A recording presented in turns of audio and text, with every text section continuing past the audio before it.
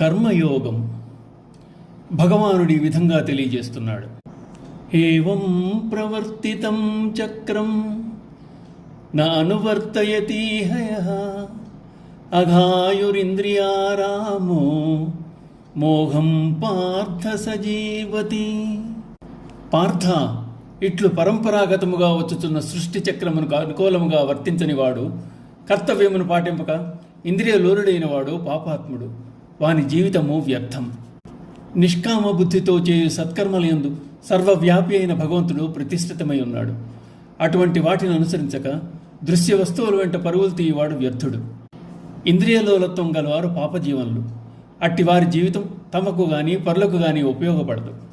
స్వధర్మములను పాటించుట, కర్తవ్యమును ఆచరించుటను సృష్టి చక్రమును అనుసరించుట అంటారు.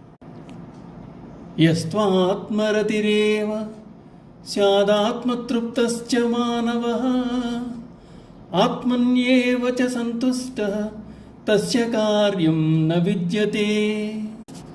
పరమాత్మ ప్రాప్తి నందిన జ్ఞాని అయిన వాడు నిత్యమైన ఆత్మయందే రమించును. అతడు కోరికలు తీరినవాడు కనుక ఆత్మయందే తృప్తి చెందును. అతడు నిత్య సంతుష్టుడు. అతడికి కర్తవ్యం అనేది ఉండదు. ఆత్మానుభూతిని పొందుతున్న మహనీయులకు కర్మ సంబంధమైన విధులు లేవు. ఎందుకంటే కర్మల లక్ష్యమే ఆత్మసాక్షాత్కారం. అది వారికి లభించింది. అయినా కూడా అట్టివారు సత్కార్యములు చేస్తూనే ఉంటారు. వారు కర్మ చేసినా చేయకున్నా దోషం ఆపాదింపబడదు. ఆత్మసంతృప్తి పొందగలిగితే మానవుని లక్ష్యం. ఆత్మానందం అనేది హృదయంలోనే కలదు. అది శాశ్వతానందం. అదీగాక పరమాత్మ ప్రాప్తిని పొందుటకు మానవుడొక్కడే అర్హుడు. ఇతర ప్రాణులకు అవకాశం లేనే లేదు. అందుచేత మానవుడు సాధన ద్వారా పరబ్రహ్మమును సాధించడానికి ప్రయత్నించాలి. నైవ తస్య కృతేనార్థో నా కృతేనేహ కశ్చన నచాస్య సర్వభూతేషు కశ్చిదర్థవ్యపాశ్రయః.